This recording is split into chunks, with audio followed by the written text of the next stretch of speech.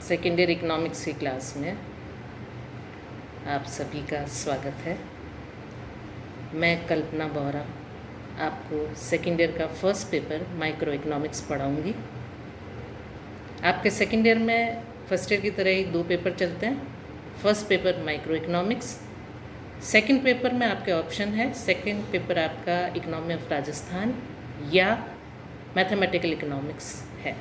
दोनों में से कोई सा भी एक पेपर बच्चा ऑप्ट कर सकता है। मैथमेटिकल इकोनॉमिक्स थोड़ा सा एप्लीकेशन से संबंधित पेपर है, तो जो साइंस बेस्ड स्टूडेंट्स हैं उनके लिए बहुत ही फ़ायदेमंद पेपर है। और दोनों पेपर 75-75 नंबर के हैं। 50 नंबर का आपके प्रैक्टिकल इस बार भी फर्स्ट ईयर की तरह ही है, और वो भी उसी पैटर्न पर है जिसका सिलेबस दिया हुआ है। सेकेंड ईयर के जो आपके पेपर हैं वो बहुत स्कोरिंग पेपर है। आमतौर पे ये कहा जाता है कि सेकेंड ईयर में बच्चों के मार्क्स या परसेंटेज कम हो जाते हैं, लेकिन इकोनॉमिक्स के साथ ऐसा नहीं है। इकोनॉमिक्स के स्टूडेंट्स सेकेंड ईयर में और सब्जेक्ट की तुलना में ज़्यादा स्कोर कर जाते हैं, क्योंकि दोनों पेपर आपके मैथमेटिक्स से संबंधित हैं, तो स्कोर अच्छा होता है। तो मैं यही चाहूँगी कि आप दोनों पेपर बहुत अच्छे से तैयार करो, ताकि आप अच्छे मार्क्स ला सको और अन्य स्टूडेंट्स से अपने को इकोनॉमिक्स के विद्यार्थी ऊपर रहें। फर्स्ट ईयर में आपने पढ़ा था माइक्रो इकोनॉमिक्स क्या है। माइक्रो इकोनॉमिक्स में हम स्मॉल लेवल पर स्टडी करते हैं, सूक्ष्म अध्ययन करते हैं, चाहे वो कीमत स्तर का हो, चाहे वो ब्याज का हो, या किसी भी स्तर पे हो। हम जब एक यूनिट का अध्ययन करते हैं तो हम माइक्रो इकोनॉमिक्स पढ़ते हैं, और हम एक ओवरऑल एग्रीगेट अध्ययन करते हैं तो हम मैक्रो इकोनॉमिक्स पढ़ते हैं। माइक्रो इकोनॉमिक्स में हम क्या पढ़ेंगे, या माइक्रो इकोनॉमिक्स का सब्जेक्ट मैटर क्या है, ये जानना हमारे लिए बहुत ज़रूरी है। तो माइक्रो इकोनॉमिक्स को हम 5 भागों में बांट सकते हैं, और 5 बिंदुओं के अंतर्गत हम 5 हेडिंग्स के अंतर्गत हम माइक्रो इकोनॉमिक्स का अध्ययन करेंगे। तो माइक्रो इकोनॉमिक्स के 5 हिस्से हैं: उपभोग, उत्पादन, विनिमय, वितरण और राजस्व। Consumption, production, exchange, distribution and public finance. थोड़ा सबके बारे में जानकारी होना ज़रूरी है। उपभोग का मतलब है किसी भी वस्तु का प्रयोग करके आवश्यकता की संतुष्टि करना, चाहे वो वस्तु ड्यूरेबल गुड है या नॉन ड्यूरेबल गुड है। अगर वस्तु का उपयोग करने से आवश्यकता की संतुष्टि होती है तो वो उपभोग है। उपभोग में हम बहुत सारे सिद्धांत, थ्योरीज पढ़ेंगे। दूसरा हिस्सा आपका उत्पादन है।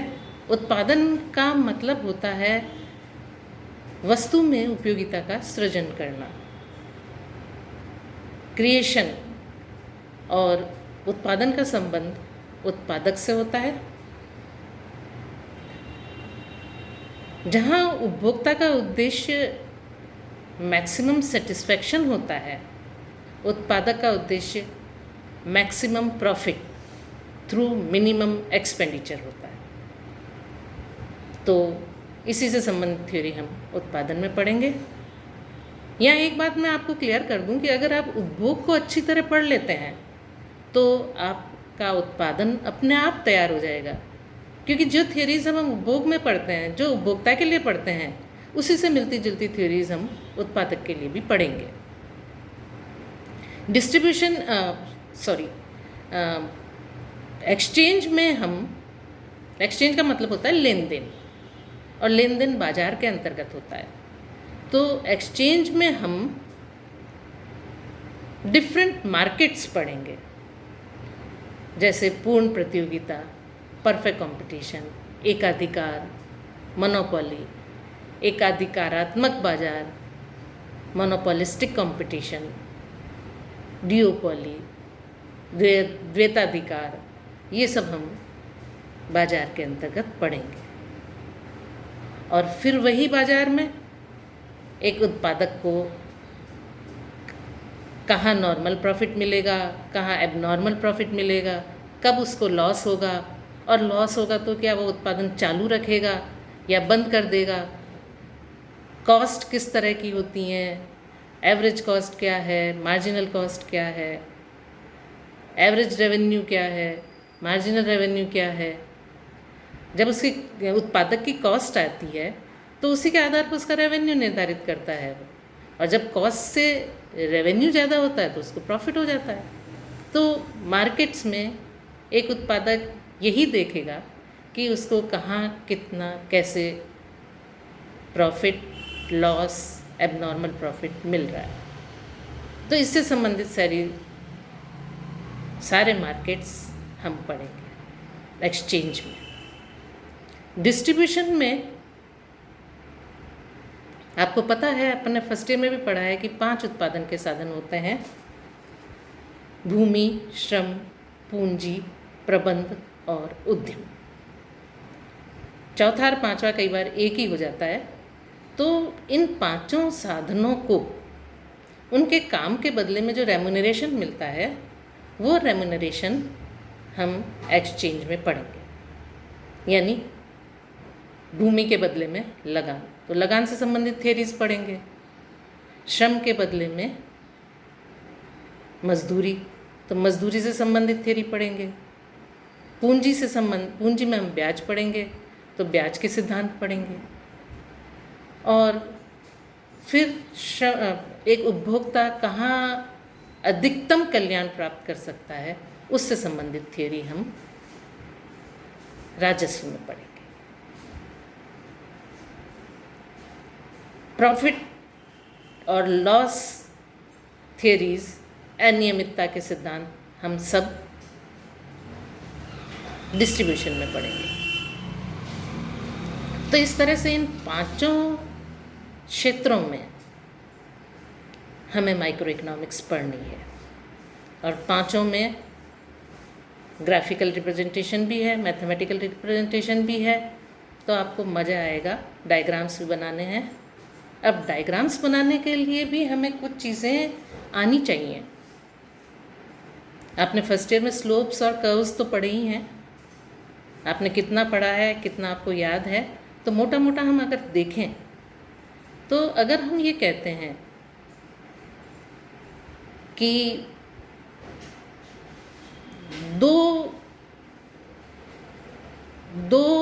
चीज़ों में ऋणात्मक संबंध है, 2 वस्तुओं में ऋणात्मक संबंध है, तो हम ऋणात्मक संबंध को डायग्रामेटिक जब रिप्रेजेंट करेंगे तो हमारा जो डायग्राम बनेगा वो डाउनवर्ड स्लोपिंग बनेगा।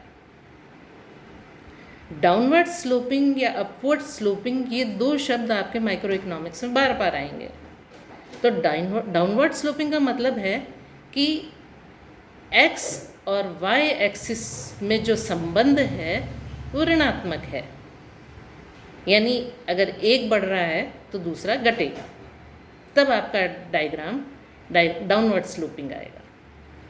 और अगर हम अपवर्ड स्लोपिंग की बात कर रहे हैं तो एक्स और वाई एक्सिस के बीच में जो संबंध है वो पॉजिटिव है, धनात्मक है। दोनों एक साथ बढ़ रहे हैं, दोनों एक साथ घट रहे हैं। घटना भी धनात्मक संबंध है, अगर दोनों एक साथ घट रहे हैं तो भी वो धनात्मक संबंध ही कहलाएगा। ये ज़्यादा डिटेल में मैं आपको अगली क्लास में बताऊंगी कि घटना भी, दोनों का घटना एक साथ भी धनात्मक संबंध है और दोनों का बढ़ना भी धनात्मक संबंध है। घटने का मतलब ये नहीं कि ऋणात्मक संबंध हो गया। तो ये थोड़ा सा माइक्रो इकोनॉमिक्स में डायग्राम्स को लेके आपको कुछ चीज़ें दिमाग में क्लियर रखनी पड़ेंगी। जैसे मांग और कीमत में विपरीत संबंध है तो आपका डायग्राम नीचे की तरफ गिरता हुआ होगा, और पूर्ति और कीमत में अगर सीधा संबंध है तो आपका डायग्राम ऊपर की तरफ चढ़ता हुआ होगा। इसी तरह आपको दोनों क्वाड्रेंट्स चारों क्वाड्रेंट्स भी समझ में आने चाहिए कि नेगेटिव एरिया कौन सा आता है, पॉजिटिव कौन सा होता है, माइनस प्लस कौन सा होता है, प्लस माइनस कौन सा होता है, माइनस माइनस कौन सा होता है। तो इसी आधार पर अपने डायग्राम भी अपन ड्रॉ कर सकते हैं। तो मोटा मोटा देखें तो माइक्रो इकोनॉमिक्स आपका वैसे पेपर लेंदी है, लेकिन बहुत इंटरेस्टिंग और बहुत स्कोरिंग है। तो मैं आशा करूँगी इस पेपर को आप बहुत अच्छे से तैयार करो, बहुत अच्छे से पढ़ो,